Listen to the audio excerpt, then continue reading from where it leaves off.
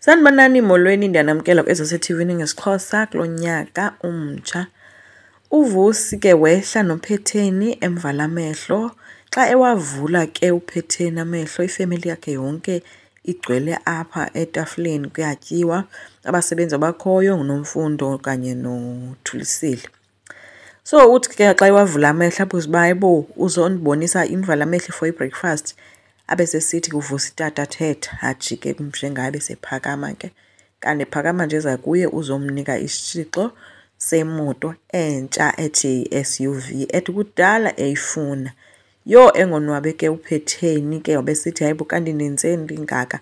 Kwabe sekuqhwatywa nezandla ke kumnandi. Kodwa Nomfundo yena yedwa khange akwazi uqalisa ukuqhwaba izandla, uhlulekile ukupretenda. Wabe phofu engonwabanga uPhetheni nonjengaye bengolavidavi ede uwenzeni bagxotha ethi mabahambe baye erumini. Baye baphuma ke babheka ngaphandle bonke bethu bayibona kwashiyeka uNomfundo eme apho. uNomfundo kuthe esabhizi ke sazisebenzela eklina kwathi gqiwu njengaye ethi ke uyabona into yoba ngathi uyamsulisela kwezi ntsuku akazi uba kwenzekani. Kodwa ke wabesithi ke uNomfundo hayi yena ubhizi kakhulu usebenzela wona umndeni wakwaDlamini.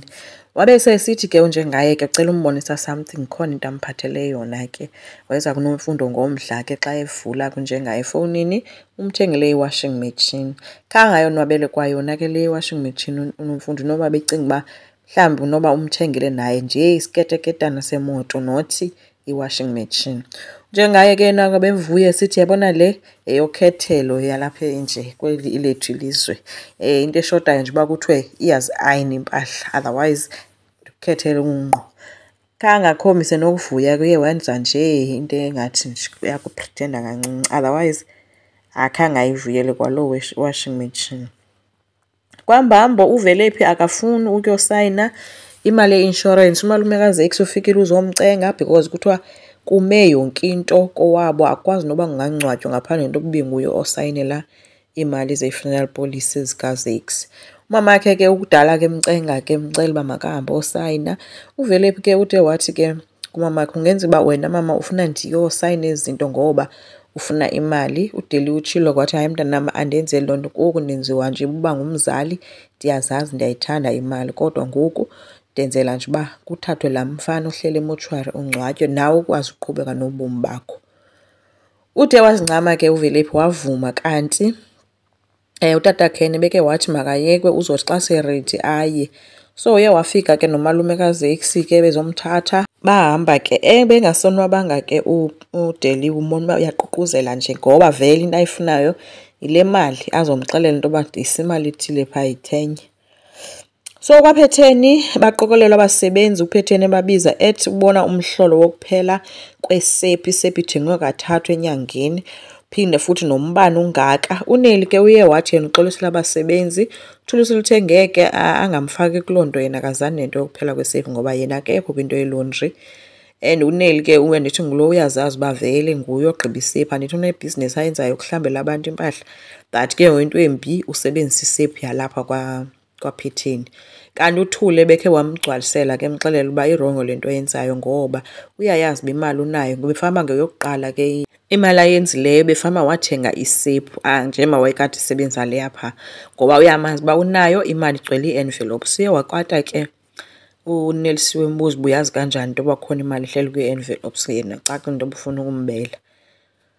So uNomfundo ke ngapha uyafa si-stress, uyinto ethuleyo nje. uSibongile ke uthe wambuza uba urayithi na. uNomfundo uthe hayi ungcono urayithi, kodwa besithi uyamncoma isibindi sikaSibongile sokuzithathela izi-decision yoba angaqhubeki nezinto ayibonayo into yoba ayizumsanda. Uba wayive wenza kanje ngaye naye ngekungenayo le ngxaki anayo ngoku. Wabe sesithi ke noba utatakho uyaziqhenya ke ngawe. So uSibongile khange ambuze izinto ezininzi nayo zikhele kwezakhe uba unoba uthetha ngantoni. Bathe ke besazihlalele ke bengabasebenzi beziphungela iti endlini yabo. uNelisiwe ke ubhizi yena uyenza iti ngamanzi abandayo. So abanye bawuthi uba kutheni uthi ke nakaye uzama nje ukwehlisa iindleko ngoba kaloku imibane nento nephela iphelela abantu balapha.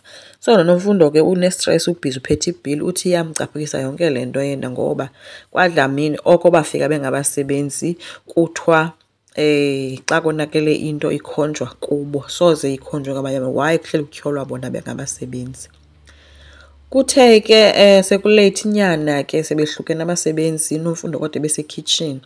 Kwafika uPhetheni ethi uzomlanda Nomfundo baye bethe uzomkhapha uyotest drive imoto. Wathi Nomfundo ayakazukwazi.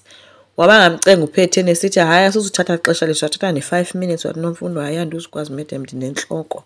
uPhetheni uthe esithi are you sure? Yo Nomfundo wavele watshintsha ebusweni wathi ndithe andizukwazi.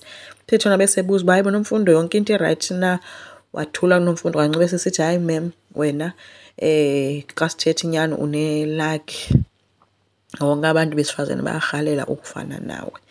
uPhetheni kwabe sesithi ke naye ewe ayivele kunjalo. So umshiye eme apho ke uPhetheni embona uba Nomfundo akekho right, wahamba.